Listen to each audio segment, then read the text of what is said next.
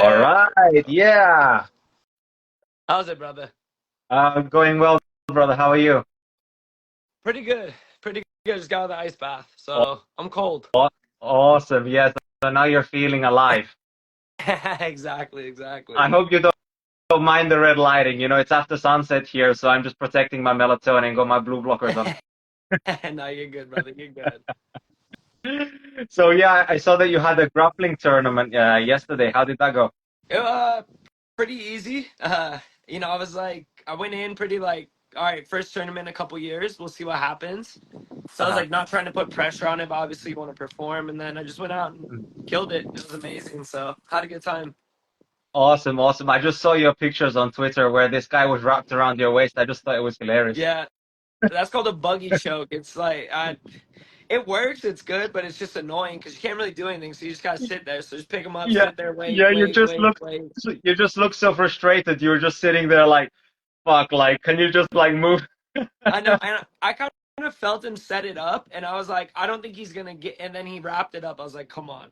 So I just sat up, waited and waited. It was like 15, 20 seconds, which feels like a lifetime when you're just sitting there. You're just like, okay, Yeah. you're not gonna get it. Let go, and then yeah, you start moving around. But Yeah, I don't have any clue about like, martial arts and grappling because I haven't done it myself, but how do they judge the competition like based on how many, I don't know. How does it go? yeah. So there's a time limit, and then there's a point system in pure grappling. So fighting's different. They judge it off of control, cage control. Are you in the center? Are you aggressive? Damage, everything like that with a fight. But with jujitsu, there's a point system, and most Y- your sound just went off.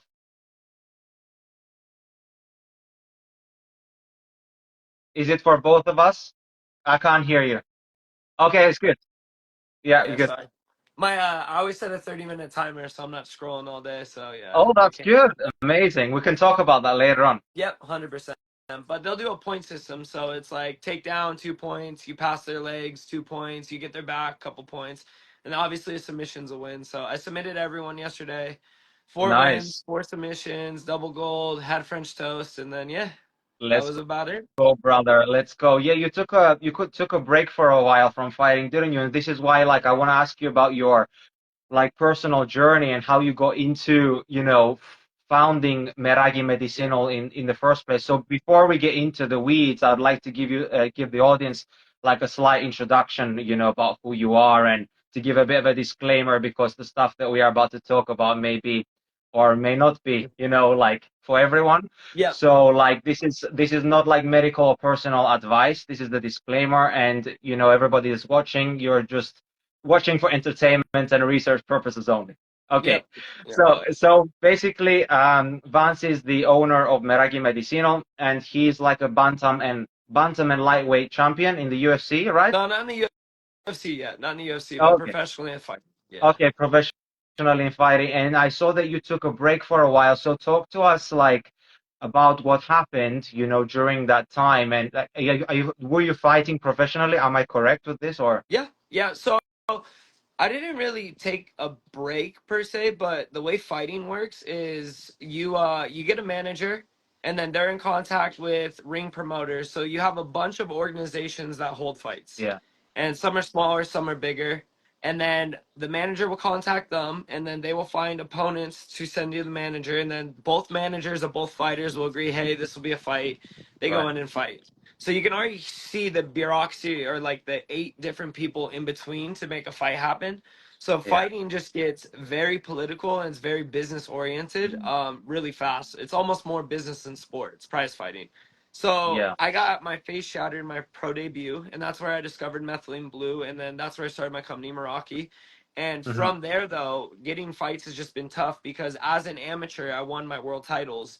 And then when you go pro and guys are trying to build the record so that they can get into better organizations, they're not going to want to fight someone who has a world title.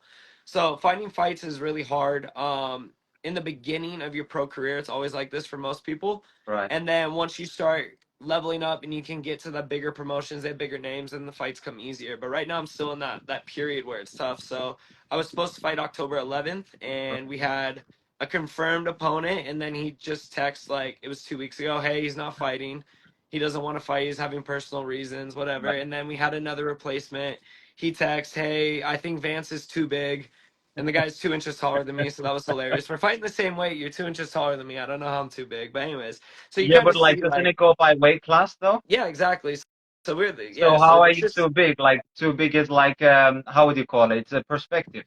yeah, it's excuses. So it's Yeah. just it's people don't want to fight is just bottom line. They want to easy fights, build the record, and then yeah, it's just and then even the good guys when you get good opponents who have good records and you try to fight them, they don't want to fight you because you're risky. Because Mm. if they lose to you, it's not good. Yeah. So finding fights is Yeah. tough. But as far as training, I train every day, almost every single like I don't take breaks. I might take breaks from sparring and taking head trauma, of course, but Yeah. I'm always lifting. I'm in love with lifting weights, running, living a healthy lifestyle. When I don't live a healthy lifestyle, and I think this is why I gravitated toward it so much, is I think worse than the average person. Like I think Mm. average people can live an average lifestyle, eat bad food, drink, And get smoke, away. whatever, and Yeah. and they'll feel okay, and I don't. Like it just Yeah. sucks. So I have this life sentence where I kind of have to work out, but I Mm. feel better than most people when they feel great. I Yeah. feel like better than great when my health is in check. So I just rather do Yeah. that and then accomplish great things with my life. Yeah, that sounds awesome, brother. Yeah, for sure. Like if you've gone through personal struggles in your life and you've been through traumatic injuries, or you've had, let's say, I'm just speaking to the general public now, if anybody has any autoimmune conditions, or they feel like crap, they have to fight extra hard to feel normal, right, on a daily basis, and you basically have to do everything right, and you kind of feel that life is unfair because you feel that why can't I just enjoy an ice cream without having some histamine Yeah. reaction, or some like weird response in your body like everyone else. And so this is the beauty, though. It's like it builds you as a character, right? It makes you who you are right now. And so speak to us a little bit in detail, because I remember listening to your podcast on the decentralized radio with Ryan and Tristan, Yep. and shout out to those guys. And yeah, it was super inspiring, your story, and you kind of like went into detail about your fight and kind of like what happened. And can you go a little bit back there? And are you okay talking Yeah. about that? Yeah. Oh, So I won my second amateur world title when I think it was 2020, right before COVID. So okay. we go through COVID and nobody's fighting. So I took a little bit of a break from fighting during there just because we couldn't get fights. And then during that training, I remember going, okay, we're gonna become a professional fighter now. So I was making the jump to pro, and I wanted to get 4 or 5 fights, go straight to the UFC. I thought it was gonna be quick. During that time of training, I just went all in. So I just was like, okay, we won amateur world titles. We need to now level ourselves up to become a professional athlete. And I already consider myself a professional, but I want to push it even further because if you're not improving, you're stagnating. If you're stagnating, you're going to get left behind. Yeah. So we went nuts with training, and I ended up tearing my rotator cuff, or not, sorry, my labrum in my shoulder. Mhm. And I ended up tearing my LCL in my knee. So I had all these injuries kind of during COVID because we really picked up the volume. Yeah. And what happened was I went and got labrum surgery in the beginning of 2022, so right after New Year's. They go in, they fix my shoulder, and they're like, "Yeah, you can start training in about 6 months." Well, I was just esoteric health hacking everything I could, and I basically healed with almost like full mobility and strength within 3 months. Wow. So I was back training 3.5, 4 months, and you're not supposed to train at 6 months, but I had a fight 6 months after my labrum surgery, or Yeah. 5 months. Yeah. So you're not even supposed to be in shape, training, doing anything for 6 months, and I'm stepping into the cage 6 months after that. So we rushed it, but that was me being antsy off a 2 year layoff and just wanting to get back into fighting with COVID, with injuries, and I was like, man, I should be in the UFC by now. We need to do this. Yeah. So I went, took a fight. The only guy we could get to accept the fight was another amateur world champion in the same organization as me. He was coming off of like a 7 fight win streak. He was the bare knuckle FC or not champ, but he just came off a 7 second knockout in bare knuckle fighting. And he had accolades, and I just watched him fight, and I was like, man, I'm gonna smoke him. Like this will be easy. So we take the fight. We go to Montana, pro debut, and I'm the main event, which is pretty unheard of. And the fight starts going, and it's just as easy as can be. Like I thought, I open up with a big head kick, drop him again with a check hook. landed the most beautiful liver kick on him. He had like a fat bruise on his liver like after the fight, and it was just like everything was going according to plan. I was like, oh, beautiful. And then I remember he kind of was controlling me on the cage, and he landed a good elbow finally on me. And I remember like my whole head shook, my mouth was bruised for like a month after. I was like, damn, he got me, and it made me Mm. like kind of mad. So I hit him again with a hook, and my whole thumb dislocated, and I set him down one Oh, more time. oh my And God. I remember now we kind of stood up and I got range and I was like, okay, thumb's dislocated. I could blow this guy a kiss. He's falling on his ass. Like the fight's done. I'm just gonna send him home. So I just like overconfident cocky, just load the biggest check hook and he just did the right thing. He ducked, rolled, and threw an overhand. And when the overhand landed on me while I was coming in, throw a check hook, it just shattered my whole orbital. Oh wow. Now that sucked, and I didn't get knocked out. And I kind of remember I just like lost consciousness for a split second, where I didn't go to Mm. sleep, but I just kind of like, whoop, where am Yeah. I? I was like, oh Yeah. shit, I just took a big hit. So he got on top of me. I was all wobbly. I'm trying to get up. I couldn't get up, and he started striking me while I was down, which was good. But the refs in Montana are known for letting the fights go like way too long. So I ate like over 30 strikes on the ground while I was just curled. So Wow. first it was elbows, and I was just getting elbowed in the back of the head. My head was bouncing off the canvas, and then he was reaching back and hitting me. And yeah, after about 30 strikes and me just sitting there thinking to myself, like, holy shit, I'm just like, it's just impact over and over. Like, you're in there Yeah. and this is all you feel. Yeah. And And it's then 30 like times. when did it get put to an end? Like the referee just decided like, okay, now it's enough. Eventually, yeah, came in and said, okay, we're done here. So I said, okay. So I'm sitting there now, curled up, and I roll over, and the cage is just spinning. It's spinning like crazy. And I remember just saying to myself, like, I'm fucked up right now. It's terrible. But my Yeah. family's all there. They came to Montana. So immediately I was like, I gotta pop up, let them know I'm okay, because that's what I'm worried about, is them being worried about me. So I pop up to let them know I'm okay. And then yeah, we started this huge concussion therapy after that, and it led to a bunch of great stuff, which we'll get into.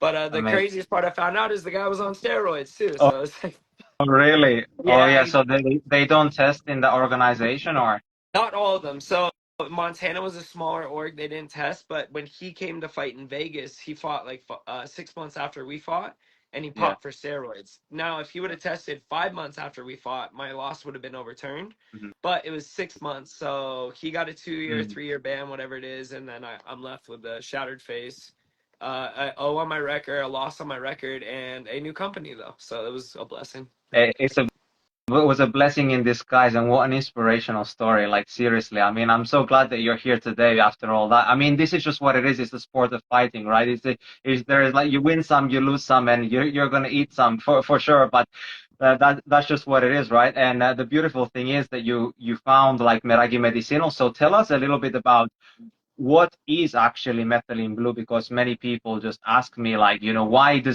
why is it blue? Like, why does it Yeah, dye the color like the water blue? Where does the color come from? Tell us what is methylene blue and how did it actually help yeah, you with your concussion? yeah.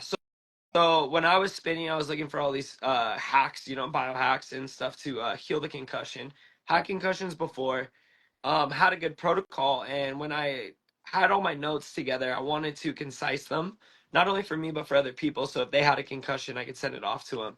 So I ended up writing an ebook on concussion protocols, basically while I was concussed, and it was more so just for me to have my notes together so I could see it and be like, okay, this is how we go about it. So I don't have to keep looking through everything I have and Like a screenshots and whatnot. protocol, like a Yeah, protocol, like a step by step. Yeah. exactly.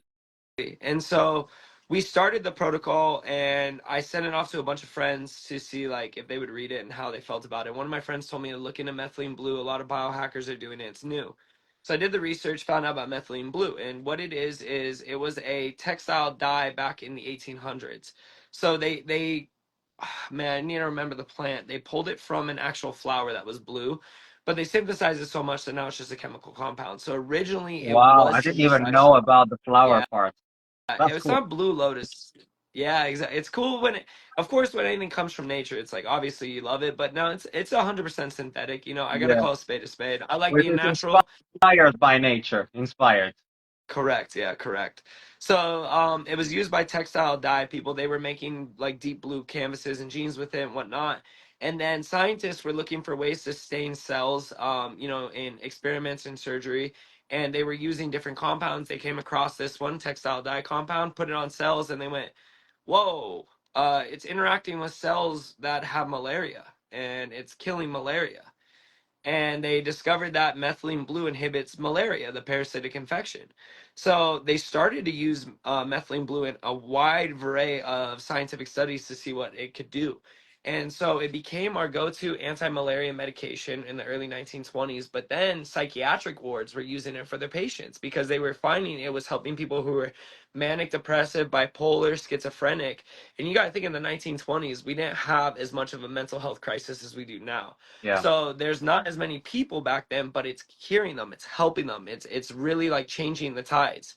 So it's being used widely across a huge platform of people in the 1920s. Now the way big pharma works is when you can't profit off of it, they don't like it, and there's no way to patent methylene blue. So they found ways to synthesize it more, and they came up with hydroxychloroquine, and then that is now our go-to malaria medication because it's patented and then they can Yeah. sell it. So Yeah. we kind of went away with methylene blue and we got into SSRIs, we got into other MAOIs, we got into and other anti-malaria medications, and it kind of got put on the shelf. But the crazy thing is there's over 100 years of research on it. So Mhm. it got rediscovered big time during COVID, and about 10 years before that, it started gaining waves for Alzheimer's research. So they picked it back up off the shelf, and I mean, now the data is just outstanding on it. So it's this synthetic compound that acts as an antioxidant in your mitochondria. And so the biggest thing that we think is disease is caused either by too many viruses, parasites in the body, or mitochondrial deficiency, or combination of the both. Yeah. And mitochondrial deficiency and cellular respiration deficiency, which is basically how the mitochondria makes energy for the body. And you can see why that could be a root cause for all disease. That is Yeah. so much more common and widespread nowadays because of the modern day lifestyle. So like look at the lengths Yeah. we have to go just to like live a healthy lifestyle. Like Yeah. yes, we have beautiful things, and I'm not mad about living in 2024 at all. Like Of you have a red course. light panel and blue light blockers. Modern Yeah. medicine is like through the roof, but there are a lot of man-made problems that come with this. Yeah. And that's 5G, EMF, that is, seed oils, that's our water being crap, and just our whole lifestyle environment being tainted. And so what we have now are compounds that can maybe reverse that by acting as antioxidants and mitochondrial wall repairers. Yeah. And when you repair those things and you upregulate the mitochondrial respiration, the cellular respiration, Yeah. you get these profound effects in all these areas of the body, to the point where if I take all these areas and I tell you all the benefits, you go, snake oil, and you think Yeah. it's fake. I know it's insane, and thank you so much for that summary. That was awesome. So like I like to call the body like a battery, right? Where you basically have a charge, Yep. and you're constantly losing charge all the time when you're not in connection with nature, or when you're living a modern lifestyle. You Yep. basically are constantly losing charge when you are exposed to the EMFs, if you're exposed to blue light, after sunset, or even any time of the day, really. Yep. Like if you're basically like exposed to, toxins, or if you don't eat healthy, if you eat seed oils, if you don't train, basically all these things are if you're not grounding as well, if you're not in the sunlight, you're emptying your battery, and basically that's going to lead to, an energy deficiency. And now your cells don't have the energy that they actually need to be able to carry out the processes, which is required for everything, right? For Yep. cognitive function, for performance, sex drive, regeneration, healing, all of that requires energy. And this is why methylene blue is so awesome, right? Because it's basically grabbing those electrons and it's transporting them to the mitochondria. And how cool that it's actually attracted to the mitochondria. It's basically insane. Yeah.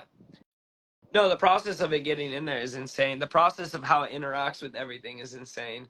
Yeah, And truly, like you said, the battery, it makes perfect sense. yeah, And the crazy part about our batteries is when our batteries are leaking, and that's real easy to do with modern day lifestyle. That's when you yeah. create more problems. And it's just like a battery that would be leaking in a remote. That's where oxidative stress, like superoxide, really can come from in the body, is from those leaked electrons in the mitochondria. And I won't get too deep into it because you need, about a year Yes. of biology to start understanding it. But Yeah. the battery analogy is amazing. And then methylene blue would just be like a way to recharge the battery or put fresh batteries back in your body because it does Ex create long lasting repair. yeah, exactly, because it's actually fixing the powerhouse of the cell, like the Yep. mitochondria, which makes the energy in the first place, because that even needs the mitochondria needs energy to repair itself, right? Correct. So, Correct. so, Yes. so basically, what I like to tell people is that, it's not only about how you charge your battery, but also about preventing discharge, because you Correct. can be doing all the biohacks in the world. You can be doing the red light, you can be doing the cold plunges, you can be getting out in the sun, you can be grounding. But if you're like using your technology, if you're all exposed to electromagnetic fields all the time, if you're eating crap, you're basically deleting all of that good stuff that you're doing to yourself. Of course, you can mitigate some of the harms for sure, but it's like you really need to be charging more than you are depleting, really. Yeah, exactly. And it's also a physical structure too. Like a lot of the way your body generates energy is a mechanical process. So the way you make ATP in the mitochondria, the last part of that is when you shove the protons back through the wall of the mitochondria, that mechanical motion is what generates adenotriphosphate from adenodiphosphate. And so it's crazy. And the physical structure of the mitochondria is can be weak. The cardiolipin is the wall of the mitochondria, and that's the part they think gets damaged by seed oils. And so like Mhm. if you look back here, like imagine all this stuff is on that brick wall, and that's how I have these vines growing. Well, if that brick wall is crumbling, how is this going to work? It doesn't. And so that's where methylene blue can get in and actually create those repairs and fix the wall of the mitochondria. And that's where seed oils, which are oxidized polyunsaturated fatty acids, which is what your mitochondria needs to create the wall, is a polyunsaturated fatty acid molecule to make that wall. So if you have an oxidized source you're trying to use, of course you're not going to have a proper functioning mitochondria. You're going to have mitochondrial dysfunction, and it's going to stem Mm. out everywhere. It might pop up in your, kidneys, autoimmune, your brain. It could show up as depression, anxiety, and then you Yeah, fix it with just one, small blue compound. I mean, there's a million ways to fix it, but this one is for sure one of the heaviest hitters that we have. yeah, exactly. It's a fantastic addition for sure to Mhm. have. Like, I think that I mean, they have it in emergency wards, right? Yep, exactly. Because now, if you overdose on cyanide, cyanide would affect your mitochondria. It would stop your mitochondria from producing ATP. Methylene blue is such an ATP powerhouse and a mitochondrial fixer that it reverses cyanide poisoning. So that shows you exactly what it's doing in the body. Yeah, exactly. And that's basically life-saving, Yeah, literally. So basically tell us, you already touched a little bit about the benefits, but tell us a bit like what people, or what is expected, for people to feel, not in part from the biochemical process that we talked about. Obviously, you don't see or feel those, right? But like, yeah. what can people expect, and what's your experience been since taking it, since you had your concussion? Like, how did it actually help you physically? What were the things that you noticed, like, after Yeah. starting to take it? So I'll go my story first, and then it's Yeah, pretty go ahead. much replicated across the board anecdotally with people. And like you could read the reviews, you could read the Reddits, you could read anybody who's taking methylene blue. 90 to 99% of the time, the benefits go the same. I started taking it, me personally, 1 week after my fight. So I was concussed as can be. And I mean, I was depressed. My brain couldn't think. I felt off. I still had spins. The world just seemed a lot duller. I didn't really have that thrive or that drive for life, and everything just seemed kind of black and white. So 1 week after the fight, I make the methylene blue in my kitchen. I do my first dose, 5 milligrams, which is a standard easy low dose. And just to touch on that, if you overdose on cyanide, they'd give you like 100 to 150 milligrams. So that's how safe of an effective dose would normally be for bigger things in the body, but for microdosing it for benefits, 5 milligrams is perfect. And I noticed like 10 minutes after I took it, I was like, like kind of have a little zing. I was like, okay, maybe it works, maybe it doesn't. You're just kind of, I was feeling a little different. Yeah, So I take it consistently morning and night for a week after that, or 2 weeks after that, rather, and I'm starting to notice a little zing coming back to me, like when I take it, and it's getting more profound. And I'm starting to notice my symptoms are kind of dissolving, yeah, and I'm getting better and better and better. And but at the time, like I told you with the concussion protocol, I didn't just take methylene blue. I was on keto. I was on fish. I was on high doses of vitamins, minerals. Everything was perfect. Sleep was perfect. I was doing everything by the book. yeah, So I was kind of in my head like, wow, like I just solved concussions. I've never had a concussion this bad. I've never healed this quick from one. It's everything I'm doing and maybe a little bit of help from the methylene blue. I don't know. yeah, And yeah. so It was yeah, like the last push that you needed. Well, I thought so at first. I thought it was just a little push. And then we go to the doctor. I'm still getting, my face is still shattered. We don't know if we're going to get surgery yet. My thumb is in a cast. We're getting x rays on everything again to see what's going to happen. And my concussion symptoms are like 99% gone. I'm feeling like almost 100% better. That's amazing. So, yeah, a couple weeks after, I start dropping the whole protocol. I'm eating normal foods again. I'm actually enjoying some pizza and some stuff I wanted to do because I just lost, 25 pounds for a fight. And the only thing I really kept doing was the methylene blue. Yeah. And this is where my mind changed because it was like 2 or 3 weeks after that of me just like eating whatever and taking methylene blue. Not only did my concussion go away, I started to feel better than before. Oh And wow. that's where I got weirded out. So the only thing I was doing different was methylene blue. So that was the only thing I could really attribute it to. Yeah. And I started to do my research then. So back then I knew it was like, oh, it's kind of good for the brain, is an antioxidant, but I didn't know what it was doing. I didn't know how it worked or anything like that. And I started looking into the research and then the actual compound itself, how it's working in the body and the biochemical makeup. And that's when I started to get blown away because I was going from, and I have like some OCD tendencies. I don't really have anxiety or depression or anything like that, but I definitely had some OCD. I didn't feel like I was good at articulating myself. I would always kind of lose words on the tip of my tongue, and not ADHD, but it was hard for me to sit down and get work done. And I could do manual labor, but like creative work and like cognitive work was harder, and it was all vanishing before my eyes, and I was blown away by this. I was thinking better, I was speaking clearly, I was having better connections with people around me because I was able to talk to them, and we were able to share more of a reality together because I could communicate better. And just, I mean, I was sharp and I could sit down and focus on work. All these crazy things started happening, and that's when I was like, holy shit, my life is better than before. My OCD's gone. Like, wow, holy shit, I'm not like counting stuff and like, it was something I've been battling for years, and I got it under wraps. Like, it wasn't controlling me. It was just like, I have like counting tendencies and little things, like real OCD, not like, oh, I need stuff to be clean. Yeah.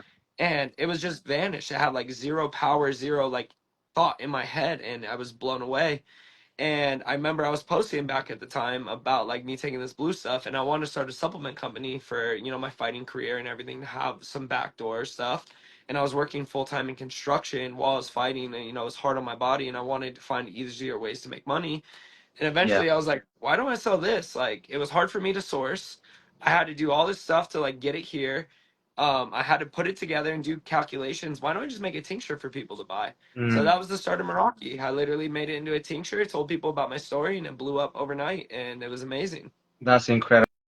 Yeah. Basically, the birth, through your suffering came like a great gift to Yeah, the world, and you exactly. absolutely deserve it because I can see like how hardworking you are. And I mean, you can't tell from social media, but from what I see on social media, I see that you are like extremely hardworking. You're always giving to others, and I can see that you're giving so much time to others that you almost don't have time for yourself. I actually wonder like how do you like go about like being healthy? How can you maintain your health when you are running a business, you're training for fighting, you're taking care of others, like you're always doing so much and you're always giving and giving and giving. But I guess that's the beauty of life, right? That's what they teach us, is that like when you give to others you get like energy back in return. Yeah, that's for sure. But you hit the nail on the head. Sometimes I gotta fill my own cup up, but it's just not my nature. I always like helping as much as I can, as much as I can. So, and I think though that's the biggest part of like leveling up and like getting success is the more you give, the more you get. And Yeah. I mean, so it's like pretty even ratio. And I've always been Yeah. giving, so I think that's one of the reasons why I did blow up overnight. But as far as right now, honestly, life is a little bit easier than 2 years ago when I first started Meraki, Yeah. because back then I was working full time construction.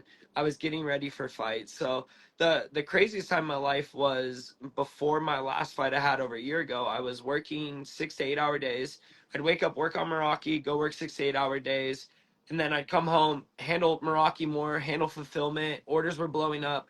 And then I'd go to the gym, get ready for a fight, and then I'd come back, head to the post office to drop off orders before it closed. And I get home and then I got 6 animals and a girlfriend, and I'm like sitting there some days I was like, I like would take a step back and be like, whoa, this kind of actually crazy. You're Yeah. doing all this, but now I would just shut up and keep working. And now Yeah. looking back, I'm like, whoa, like I built a crazy company with crazy work An ethic. It was empire. great. Huh? An empire. Yeah, a slow one. I mean, we're not there yet, but we're getting there. The foundation's getting uh, built. So But yeah, Absolutely, absolutely. The word is getting out there, and you 100% deserve it. And so basically, when you were going through all these things, like the tough times, where you're like, okay, I'm gonna make a dose some some methylene blue to help me get through this. I couldn't have done it without it. And I'm not just like talking shit because it's my supplement, but yeah, no, Yeah, it definitely improved everything. Like, just made work easier. I was just buzzing by myself and like doing good. And then I tried nicotine. I thought that would help, and yeah, it did for a few months, but then it backfires. And then, so yeah, getting off nicotine was one of the best things I did in the past. What was it? 3 months ago, I got off it, and yeah, yeah. definitely, yeah, that one helped. So, but yeah, methylene blue was for sure. It helped me like tremendously in growing Meraki. You talked a little bit about sourcing, and just have a question around that because many people like I know some people who, for example, they don't feel so good like taking methylene blue. Yeah, So can you talk a little bit about the importance of sourcing heavy metals, contamination? You know that it's known as a fish tank cleaner. You know, some people refer it to as that. So touch a little bit on that if you can. yeah. So methylene blue is versatile. So it's a textile dye, but then it's antibacterial, antiparasitic, antiviral. So people have used it for other areas. So one of them is fish tank cleaner. It's an amazing fish tank cleaner. So when you buy non-USP grade methylene blue, which is United States pharmaceutical grade, then you are getting a methylene blue that's allotted up to 7% in heavy metal concentration. So you can have 7% of the powder that you're ingesting be lead, cadmium, arsenic. Wow. So you have to go through some strict standards getting it. The other problem is sourcing is not easy here, especially in the States or anywhere credible. Most of the Mm, sourcing's from India. Well, when I first met my manufacturer, he told me we don't source from India anymore because whether it was a vegetable powder, L-theanine, whatever it was, half the time they got a supplement from India and they test the powder, it came back contaminated with heavy metals. wow. So they don't have safe, strict standards there. It's like people who Yeah, buy underground steroids from China, and it's like bathtub steroids. It's just they yeah, don't have the same yeah. standards we have, or some people would have in the UK. And so getting it is kind of tough. So you got to find a reputable brand and they have to test. What we found is most brands from India would say they're third party tested, and then you would check out third party tested. It looks like somebody typed up a Microsoft Word doc, like, "Oh Yeah, yeah, no, it's tested." And we're like, "Where's the credibility?" So yeah. I just, instead of playing the value game, like, "Oh, we'll sell you, 6,000 milligrams of methylene blue for $60, and just try to compete on price, I said, Right. we're gonna go quality because I'm not seeing quality anywhere else. Yeah. So we did strict testing. We imported from an actual pharmaceutical facility. We got connections in the United States through the pharmacies to actually be able to incorporate their brands, and then get one with methylene blue with the actual C of A. So it's RX grade that they actually down classify it to USP grade because RX Right. grade is the top notch grade. So we Yeah. get a down classified methylene blue that we have tested and that other people have third party tested on Twitter randomly. And it, Mhm. obviously came back clean. Now in the Nice. beginning, yeah, in the beginning I was like, cool, like at least most methylene blue, those gonna be 99% clean. And then the amount of people have negative reactions with methylene blue with other brands compared to ours now makes me go, as a logical human being, Yeah. maybe they're not as clean over on their side. So Yeah. um, some people can get Herxheimer. I mean, methylene blue is strong. You can get a Herxheimer reaction. So if you Yeah. have a parasitic infection, you have Lyme, Bartonella, whatever in your stomach, and you Yeah. take methylene blue and it's combating it, you're not going to feel good after. So some Yeah. people don't feel good. It does influence methylation cycles in the body. So some people who are over methylators, which is like they think could be 10% of the population, and I think 70% of schizophrenics. Some of them might not feel too good on methylene blue in the beginning. There's small margin of people that aren't going Yeah. to feel good on it, just like anything. There's people who Yeah. get panic disorder from B vitamins. Yeah. You know what I mean? So it's like could be Yeah. anything, but 90 to 95% of people take methylene blue, no issues whatsoever, and they feel great, and they actually have the same thing as me. But some people do take it and they don't feel that great. Yeah. Yeah. Exactly. Thank you for touching on the importance of the quality, right? Because it's Yeah, important that if people are interested to check it out, well, I'm gonna put like everything in the show notes below so people can, find like a reputable source yeah, and Vance has for sure done his research so everybody can know that, they're gonna get the highest quality that they can, yeah, available to the commercial market. So tell us a little bit about yeah, like I don't think we mentioned about like all the physical benefits that people can experience, like like more energy, for example. sharper, cognitive function or improved athletic performance. I can tell you what I like to do. I started, for example, when I got it, I started taking it in the morning times, and I combined that with my coffee. And Yep. just because, I'm a kind of like a biohacker, I consider myself a bio. I like to experiment, so I combined that with my coffee and then the lion's mane and everything together. And I was like, okay, I don't know if there's going to be any adverse reaction, but here we go. Let's see what happens.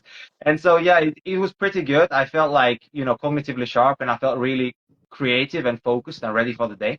I guess it's Yep. like the combination of everything together, the caffeine, the lion's mane, like the methylene blue, all working together synergistically in a way. I'm not saying that people should try this. Obviously, don't, don't do what I do, because I'm experimenting with my body. Like, I am my own lab rat. And then recently I've started to shift and to use it more before my workouts. And I've started to do like a pre-workout stack. So methylene blue, creatine, beta-alanine, Yeah. what's the other thing that I take? Taurine, um, yeah, a couple of other things, single ingredient supplements I like to use because I like to mega dose those. So I just load everything together and just take it pre-workout. And I've noticed like a massive, like sustained increase, like of energy throughout my entire training. And it's not like caffeine type of energy. It's a cellular energy. I feel that I can output the entire time compared to just taking the supplements without combining it with the methylene blue. And the methylene blue, I've heard, doesn't it also help like the absorption or the utilization of the other molecules as well better? Yeah, you hit the nail on the head though. I mean, it's a cellular energy. So you don't feel like a stimulant energy. You feel like your body has more energy, Yeah, which is crazy. And yeah, then a lot of that too, it does it regulates NOS. So if you have any nitric oxide deficiencies, it regulates nitric oxide synthase. So the cool part about that is it regulates it. So if you have a high amount of inflammatory NOS, which was one of the reasons why NOS2 was killing people with COVID, and it was a cytokine storm and they were having overdoses of NOS2, it'll bring it down. But if you have any deficiencies, it's going to bring it up. So when you have more of a nitric oxide boost, especially in the cell, and that's, I mean, to get deep into it too, it works on nitric oxide more than one way. But yeah, it'll actually boost nitric oxide. So with more nitric oxide, you have more protein synthesis. You're going to have a better absorption of other minerals, other vitamins as well. So yeah. you're getting a cellular energy boost. You're getting a cognition boost. You're able to focus more on task at hand. Another cool thing it did is it removed learned fear in rats. And so they would shock Mm, rats, ring a bell, shock them, ring a bell, shock them. And then it'd start ringing a bell, and then the rats would be scared. Well, they gave methylene blue, they weren't as scared. So, other part of it could be also you're feeling good because you're feeling more confident, you're feeling better mentally, and so you're able to work yeah. out harder for longer.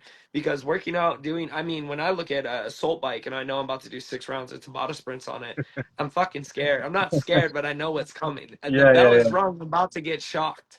And so if yeah, you can remove a little bit of those learned like helplessness fears, you're gonna perform better. So it's such like it's not just it makes muscles work better. It's so many yeah. indirect pathways it's hitting that could all come together synergistically to make you a better athlete as well.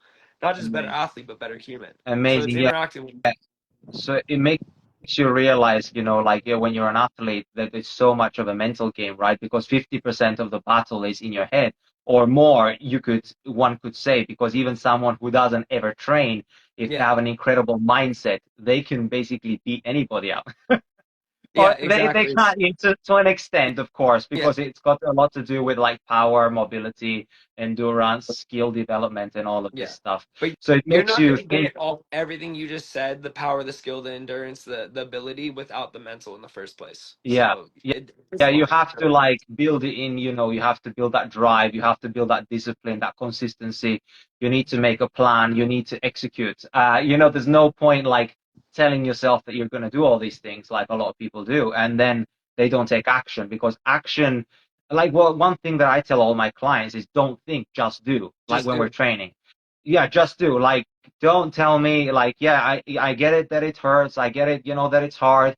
Don't think, just do it. Like, don't even think that you're gonna start the next set. Just do what I say. Like, Yes. I'm just there, like, yeah, just do what I say, like with a whip. Not really, but you know what I mean. It's kind of like I'm trying to help them with their mindset to get into this frame of mind that, it's not about like overthinking it, and overthinking it is not going to help the problem. And it was really interesting what you said about like your OCD and then the mice with the fear, that it makes you think that how much of this is actually got to do with cellular energy, because of course I don't believe that the brain and the body are separate. I believe that they're intertwined, Yeah. and I like to think of the brain like a flower, and your body is the soil, and then the roots, like the nervous system, is running through your body, right? And if you take care of your body, you're also taking care of your brain, because it's all working together as a Yeah. system. So it makes me think like how much actually is the emotional and psychological side of things, how much tied is it actually to our, experience of life, how good our cells are functioning, and to how happy we feel like Yeah. on a daily basis. No, yeah, that's 100% facts. The big one I'm studying right now, it's because I did it a little bit to myself, is methylation cycles. And basically, your methylation cycle will be dependent about your lifestyle, how well you live, and a little bit of genetics as well. But you can tip over to like something like over methylation, and that's what I did. And like, if you want to see how fast your body can shatter your mind, go look into people who over methylate on Reddit or anything like that, and they fix it. It's like you can shatter your mind very easily with your body. And the mind is one of those things because it is so powerful yet so fragile. Yeah, And so it's like we do everything we can for the body all the time, but we don't really work on the mind. yeah, So the cool thing is though, working on the body helps the mind massively. exactly. Yeah, But I mean, fighting is one of the most mental things ever. And God bless for me finding it, because it has turned me into exactly who I'm today. Because it is like, even the tournament yesterday, I haven't competed in a year, and I'm just grappling. And it's just in a high school stadium, but like the nerves you get are the same before a fight. It's you're about to compete in front of people, yeah, and you have to mentally just overcome and get so good at like those negative thoughts want to come in, because we're so fear driven for survival. And that's the way it should be. If we weren't fear driven for survival, we would not survive. yeah, But success and survival thinking are two different things, yeah, And so you can really hone in on your mind and give it the right environment, and then you build it up the right way, just like any other muscle, and you focus on it. yeah, Your whole life is exponentially better. I yeah, don't know anyone with a great mindset who lives a poor life. It's yeah, it's downright impossible. And like a yeah, big example is my girlfriend's grandpa. He paralyzed himself at 45. He's now in his late 70s, and his last 30 years of life are like, and that's a death sentence for some people. You live 40 years, now you're in a wheelchair. And he was depressed for yeah, 2 years, but his mind was not weak. He was mentally the toughest guy I know. And now he is a Paralympic champion multiple time. He goes hunting. He takes care of his 15-acre property in his electric wheelchair every single day. And the guy is not only like living a way better life like that, he's also inspiring so many other people. So yeah. find me one person with a great mindset who lives a poor life. You know what I mean? So Wow, yeah, wow. when you talk about methylene blue, possibly giving your body and your cellular energy the right environment to grow and to fix the brain and everything, you're gonna have more rewards than, oh, I have more energy. You're gonna have a better life. And I think Yeah, I'm proof of that 100,000%. absolutely.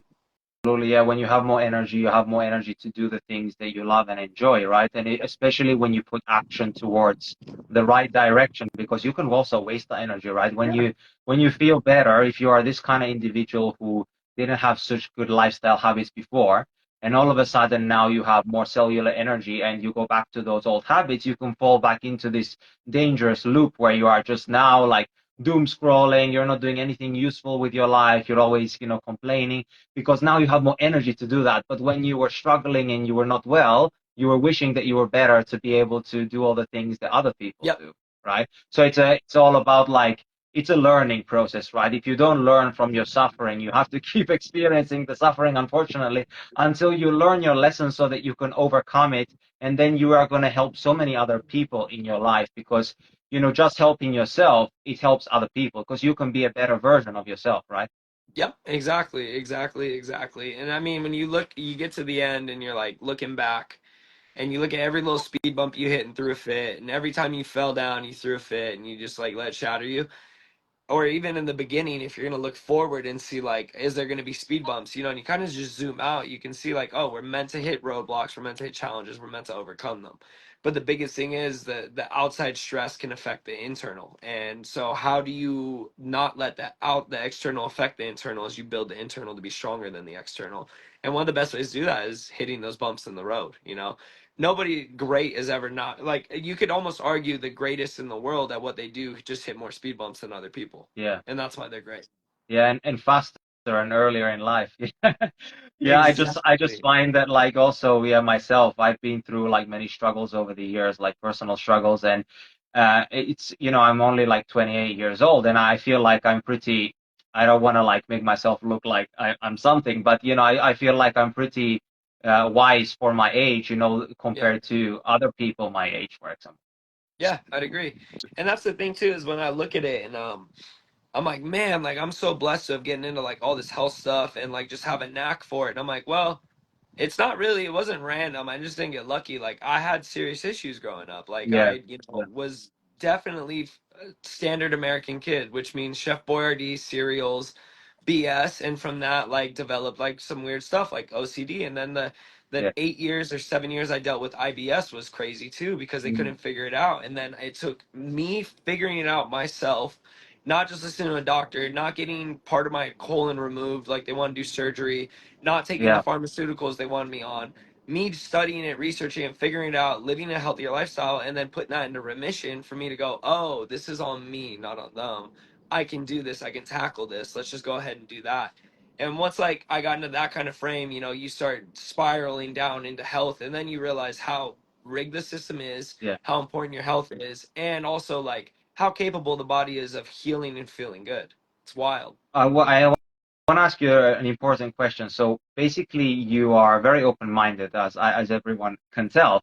But basically, how did what was the thing that actually changed the way that you look at things when you view health like more holistically? Because they had to be. You talked about your IBS, Yeah. right? So was that the actual thing that going to doctors and they were not able to help you? Was that the actual trigger for you to look for an answer away from that system? No, it just happened naturally. So naturally, with one IBS, but two fighting, I always wanted to perform better. So the real big day that changed my life, it's so funny, was me eating a piece of toast. And what happened was I was listening to.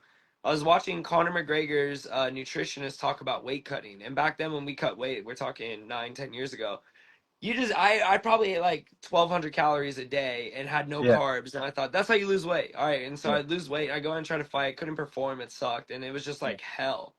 And then I'm yeah. listening to this guy talk about, oh, you can eat carbs and still lose weight, and I'm like, bullshit, bullshit.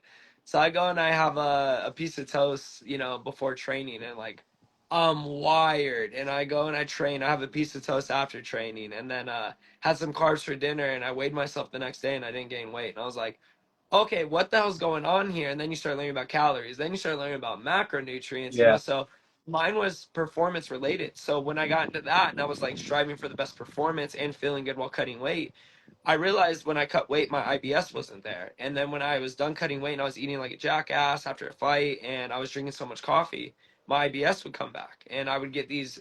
Mine was weird because my digestion would seem perfect, but I would get this massive inflammatory attack and then this pain. Mm, And the pain would last for like 7, 8 hours throughout night. And I could wake up in the morning, know I was gonna have the pain. I'd have tunnel vision all day. I'm like, it's gonna happen. My stomach would start to ache. yeah. And then it would go like it would wave from 8 out of 10 to an 11 out of 10 pain like every 30 seconds for 8 hours. And I'd sit there and just Wow. meditate through it. Oh my So it God. was yeah, it was enough pain for me to go, okay, I need to solve this. I remember one time too, it was like 3 years into it, and I'm like, all right.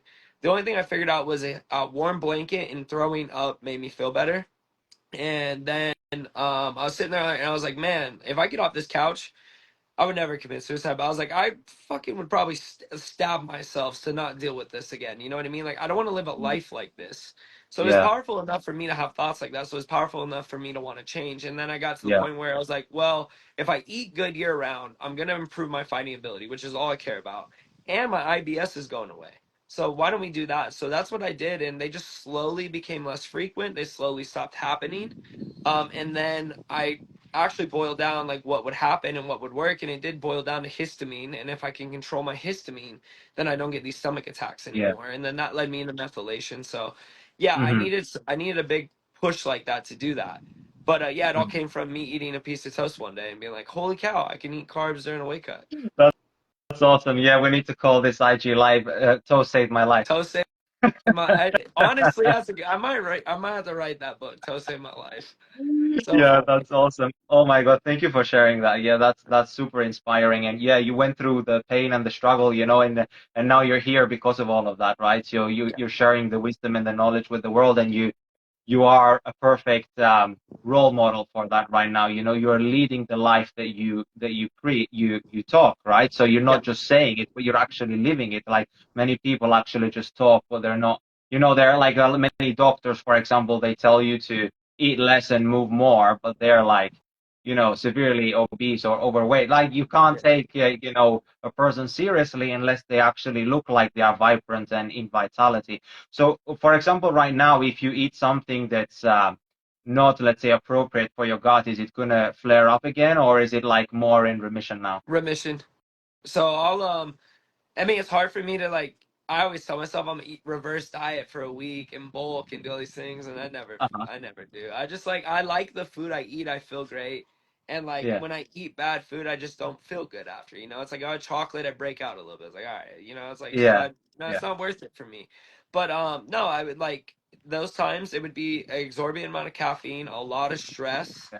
and then eating bad food, and it would trigger it. And the cool thing is I found out it was angioedema, hereditary angioedema.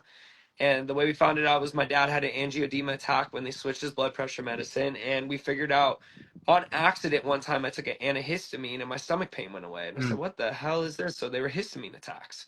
yeah, And so then, yeah, that's what led me to methylation. But I also didn't touch on what led me like losing faith in the medical system. How I got into the holistic was yeah. they prescribed me two different medications for my stomach. One was a stomach medication, one was an anti-anxiety medication.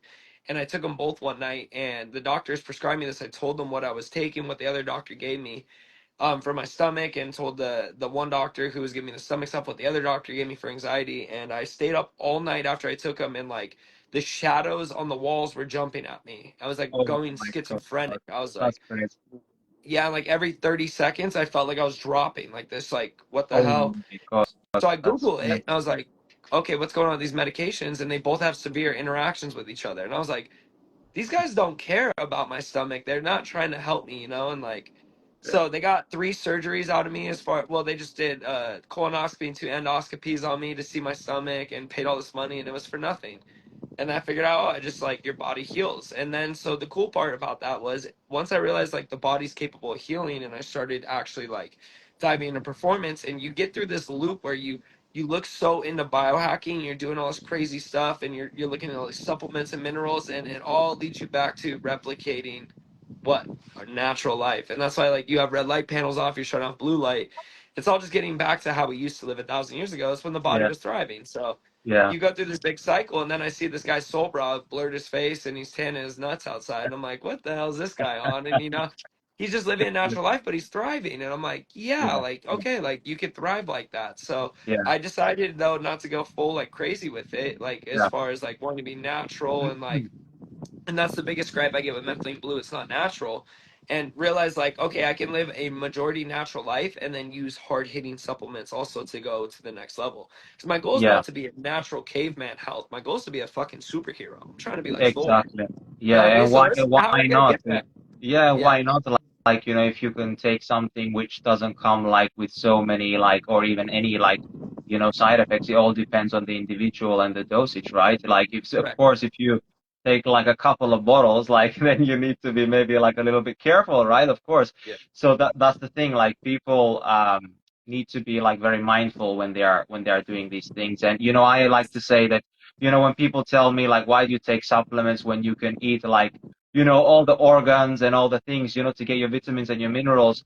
Well, I don't want to just, be like vital. I want to be like optimal. I want to be as optimal as I can be. And Yeah. and now we're living in an unnatural world where I just said before that it's constantly depleting our battery. So I have to go to greater lengths to make sure my battery is like extra charged to combat the discharge, which I know is going to occur, naturally. And obviously now we're making this call like after sunset, and this is normally like a time where human beings wouldn't have any lights available at all. They would just have firelight, right? And that was the type of light they would be exposed to at night if they had a fire or just like the stars. Yep. And and that complete darkness is what reunites us and makes us show respect to nature, because we have the day and the light cycles, and basically that makes us show like a tremendous amount of respect to that, and it reconnects us to who we truly are, because if we're physically healthy, we can feel, emotionally healthier as well.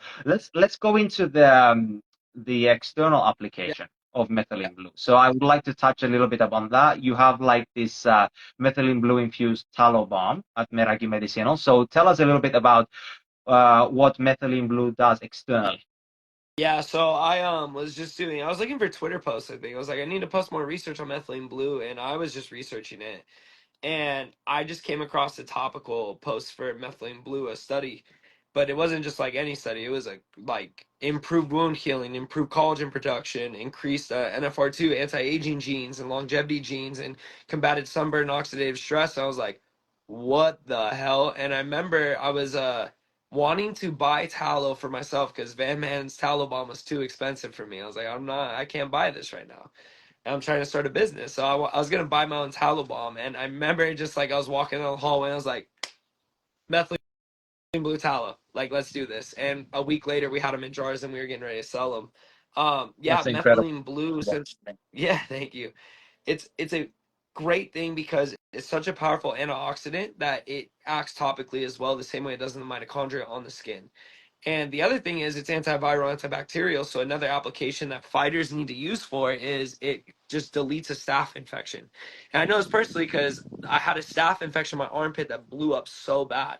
To the point where I was going to take antibiotics, which I hate doing because I know how bad they are. And I always puke on antibiotics. It's terrible. Uh-huh. And I remember I put topical methylene blue on, and a day later, I was bad. I was like fevering now at this point, like trying not to go take antibiotics. Yeah. Fever broke, pain went away. 2 days later, swelling's gone, armpits flat. 3 days later, head's gone, armpits clearing. 4 days later, I have a normal armpit again. Just from Wow. topical use of methylene blue, has blew me away. That's So incredible. the cool thing about methylene blue is the way it acts in the mitochondria. It kind of acts the same way as sunlight. How it speeds up mitochondrial respiration, donates electrons, the whole nine, acts as a redox agent, and methylene blue with sunlight is actually a synergistic pair. So when you look at sunlight, sunlight has a myriad of benefits, like thousands upon. I mean, we need the sun. Bottom line. Not even gonna get into that. Yeah. But there is some things with too much sunlight. It's an oxidative stressor. But Of everything course. that's usually yeah, and most things are oxidative stressors in the right context are good Yeah, for you. like Sauna, ice bath. sauna, ice bath. Yeah, you got it. Yeah. Yeah, those are oxidative stressors. And so what you do is you take the sun, which is the oxidative stressor that provides benefits, and you mitigate some of the oxidative stress, you allow more benefits. So methylene blue is not a sunscreen, but it enhances its effects in the mitochondria with sunlight. And on top of that, lowers the oxidative stress sunlight so you can be out in the sun longer. So what you're getting is something that doesn't take away the power of the sun like a sunblock would do. What it is doing is helping your body absorb more sunlight. So that Yeah. is what's crazy about it. So we threw it in with the Tallow Balm. The anti-aging benefits of it too are just astounding. So people are using it all the time. Right now, I'm trying to do like a no methylene blue kick. One, you need to cycle everything. I've been on it heavy for 2 years. And two, like just to see what would happen. And yeah, dude, my skin's not as good. I don't feel as sharp in the morning. I'm drinking a little bit more paraxanthin caffeine. And it's a great experiment because I'm like, yeah, I love this stuff, you know what I mean? But also I'm giving my body a break, the break it needs. And Of there are course. lasting benefits, Yeah. like I definitely still like cognitively feel amazing. I just feel sharper than I did 2 years ago. I'm so much smarter. I can do so much more. But definitely when it comes to the energy and like the topical use of it and stuff, I'm kind of missing it. So Hmm. luckily here and there we're making the new balm and I get to play with it. But yeah, I've been just like testing, like you said, experiment with my body, Yeah. staying away from methylene blue as much. And Yeah. man, like yeah, kind of miss it. Yeah. Yeah. When you see something that's really effective, you kind of feel like, damn, like that's part of my routine. I can't get rid of it. I'm the exact same. If I've got like lion's mane in my morning coffee, if it's always there and one day I don't have it, I feel like I need to put something in the coffee. I don't care what it is. It has to be like, something to Yeah. complement it. I need to feel like I'm stacking, or I'm missing out. But if I go a couple of days without doing it, then I feel like, oh, okay, it's good. I'm okay with just coffee.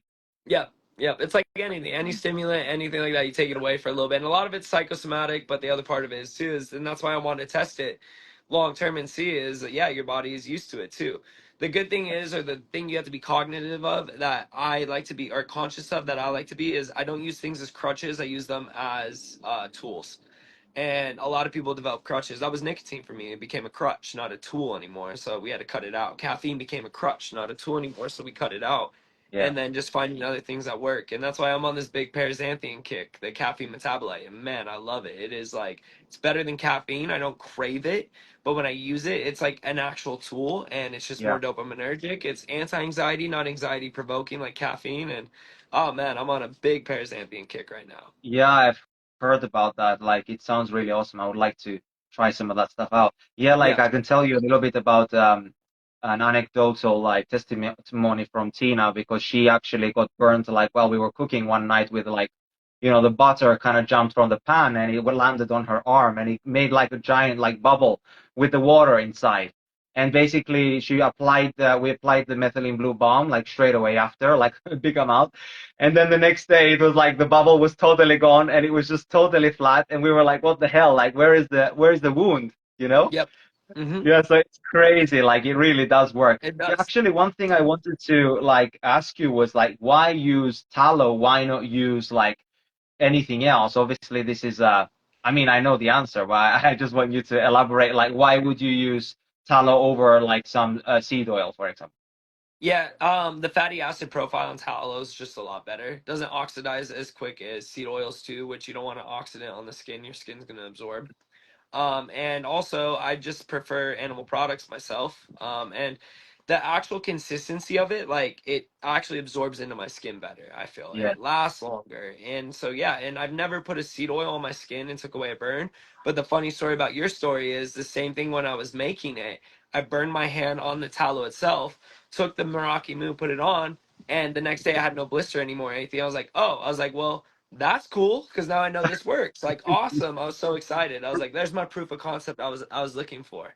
So it yeah, gave me a little proven, bit of like that. yeah, Yeah. Gave me that proven little and tweak. tested.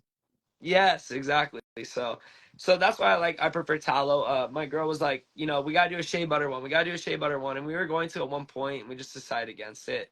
Yeah, So yeah, we stuck with tallow and yeah, I love it. Tallow is just a nice base and yes. we have a good source for our tallow that I like. The flies Yeah, back I there. I love the consistency as well. It's really nice. But you also mix it with coconut oil as well, right?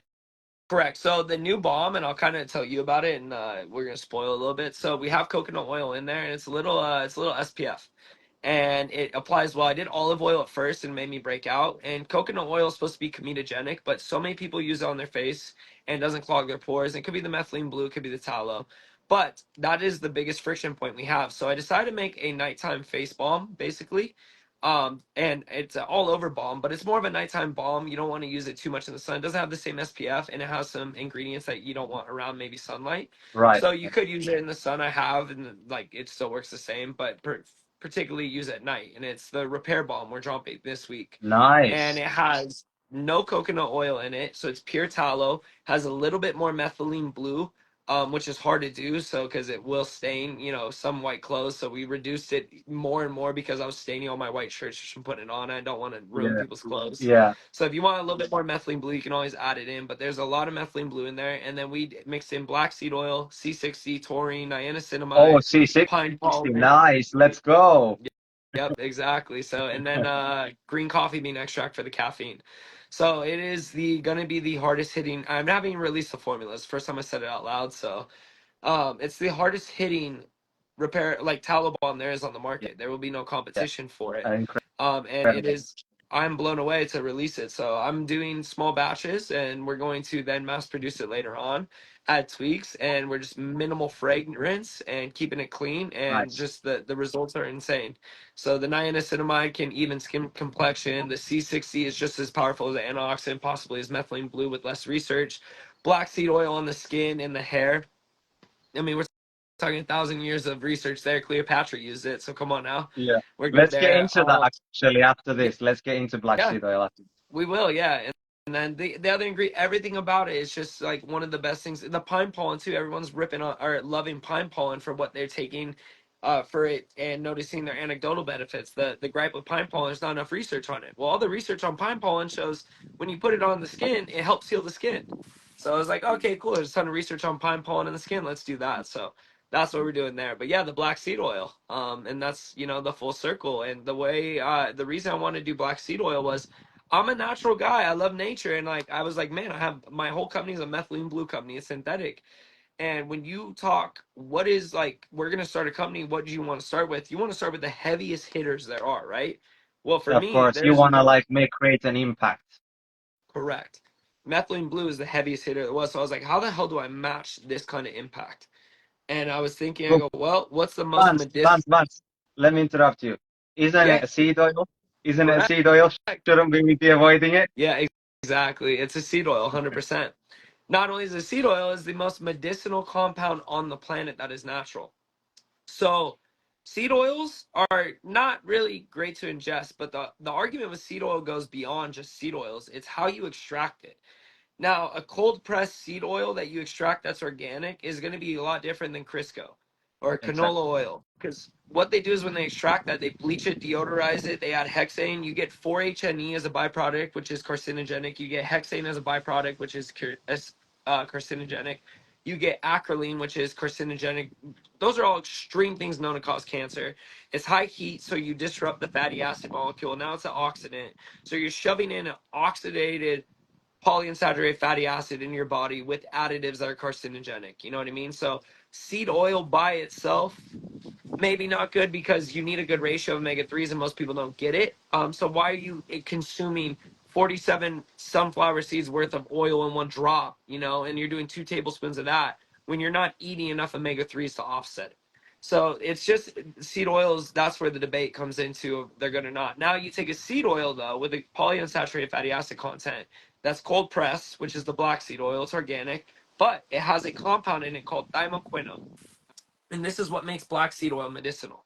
Yeah. Thymoquinone is what's related to all of these benefits. Now the kicker is though, you could just buy thymoquinone extract, and I've done that, and I didn't really notice that much of a benefit. But me getting a whole source black seed oil with thymoquinone, high potency one, started noticing massive benefits. The reason why I first took it was my seasonal allergies are terrible, and like I told you with histamine issues and methylation and everything Yeah. else, I'm an undermethylator. My histamine shoots up. Seasonal allergies are horrendous. I have 6 animals. It's enough to where it affects my performance in fighting, where I'm like, I don't like taking fights in the first couple of weeks of spring because I know how bad my allergies are. And Yeah. then I take this black seed oil and I don't have allergies. I'm like, what the hell is going on? And that's from the thymoquinone. And so when you look in the research that thymoquinone one it does, anti-obesity, anti-parasitic, anti-cancer, I mean, It's anti everything. I checked it out. Yeah, it's insane. 2 people, 3 actually, one's anecdotal, but 2 people that are researched, okay, completely reversed HIV with black seed oil alone. Wow. Black seed oil, raw honey, complete serorevision from HIV. What is our understanding of HIV? You get it, death sentence. Now we have modern medicine. You can take some, live a normal life. You'll have a low viral load, but it's going to come with the byproduct of pharmaceuticals where your immune system's compromised, it's heavy on the body, yada yada. But you're telling me you could take this seed oil and reverse it in the body.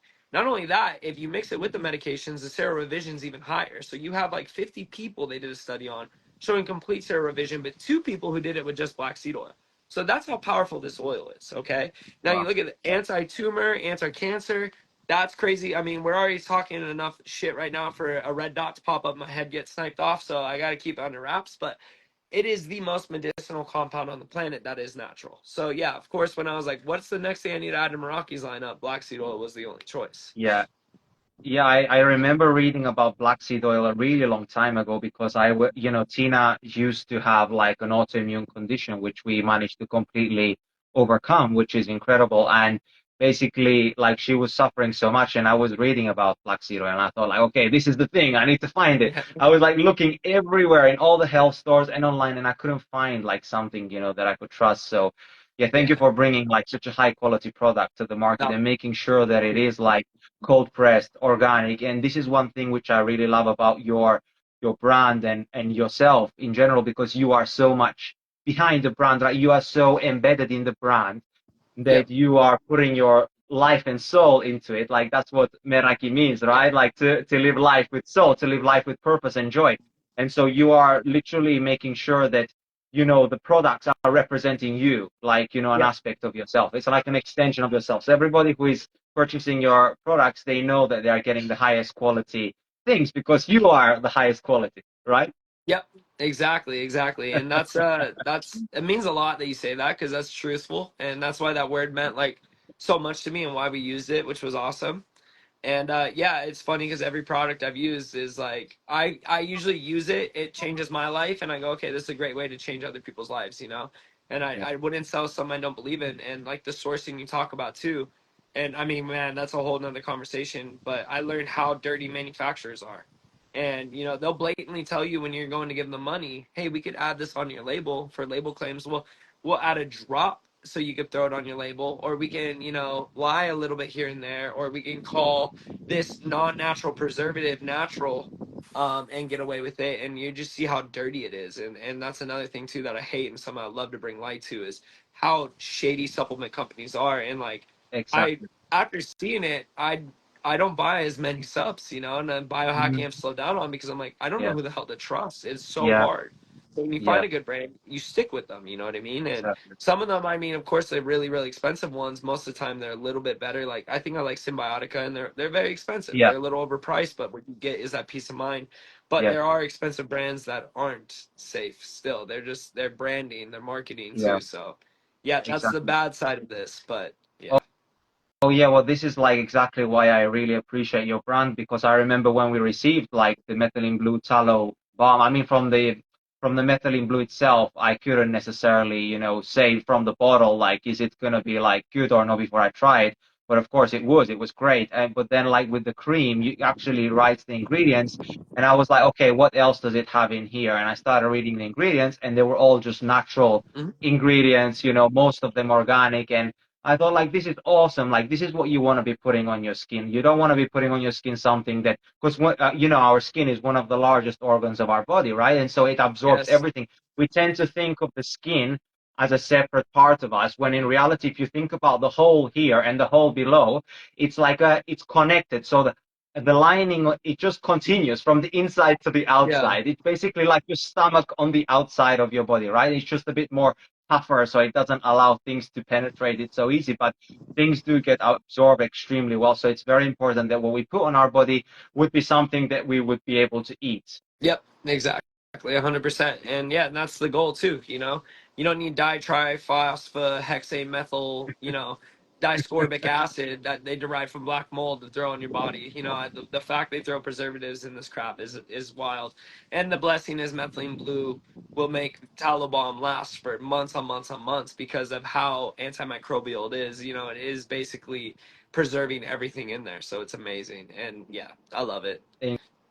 Incredible. Yeah, are you thinking of incorporating anytime soon, like any kind of peptides into your products? So I don't want to my guy Dennis, oh I don't I not Dennis. Fuck. Uh my guy runs the copper peptides, and he's a good friend, and his products superior and amazing, and I don't even want to compete with him, and I love his product so much that I don't even want to try to reinvent the wheel. So it's like I just leave it up to him. Hmm. But I will definitely play. I play with peptides a bunch. I've slowed down on everything, but like as far as BPC 157 and other things, Yeah, um, my guy who's actually working on some stuff right now is making topical peptide creams, and other nice. ones, and I know Dennis is as well too. So Yeah, there, I'll leave it up to them, and I just kind of sit back. I do love peptides, but you know, it's just I like I just want my team to win. That's bottom line. I could, but why the hell would I do that when my guys are winning? There's a million things I could do. But yeah, check out your skin, or Mere Skin, sorry, Mere Skin, and your Protocol BPC. Those are the peptide ones, uh-huh. and they're freaking amazing. So I just let him do Nice. that. He's more well versed in that than me. And but yeah, we are expanding. Then the next new product's gonna be a good one. I'll talk to you about that one after. And I'll get it over to you. But it's basics. It's, you know, and it's nobody's doing it, and I don't know why, and it's amazing. And I will probably be releasing that next month actually. So we should have Repair Bomb this week, and then we should have the new one next month, and just slowly just growing and expanding. And man, I just get excited talking about it. I'm like, I just got real chipper because I'm like, wow, I get to go grow a brand, and it's so much fun. It's the best thing in the world. And the coolest thing, you're bringing something to the market that is going to help like a ton of people, right? Like it's hard to like for you to be a biohacker and you probably know this, like to buy all the separate ingredients by yourself and Oh, to put them all together. Because that's what I do, right? Like I buy like a jar of coconut oil. I start throwing things in there, like a bunch of different things, like yes. experimenting, like, is I this have going to it work right out? by I have it right by my sink right now. Exactly what you're saying. Yeah. Yep. Yeah, so yeah, basically, it's nice to be able to deliver to people when, maybe they don't have the understanding, but it's actually going to help them like a ton, like they can actually have very like physical benefits and Yep. results. Exactly. So that's what we're trying to do. Do you have any other words of wisdom you would like to leave the audience before we end the live? Words of wisdom on the spot. I guess my superpower that I've always said I had is I'd always turn losses into wins in business and life, whatever. And from IBS to getting my face shattered, and like even if you look at my MMA record, anytime there was a loss or a ding on it, I've never came back and lost again. I've never consecutively lost because I've always had a good mentality about those bumps in the road. Like I said, they're lessons, and lessons are blessings. So I'm always blessed. So anytime I take a knock, I've just found a way just to just turn it into a win. It's so crazy. And so I would just always say is the only way you can do that is by keeping the right mindset when it does happen. And getting a little bit of grit in you and like that blue collar work ethic mixed with an indomitable will to succeed.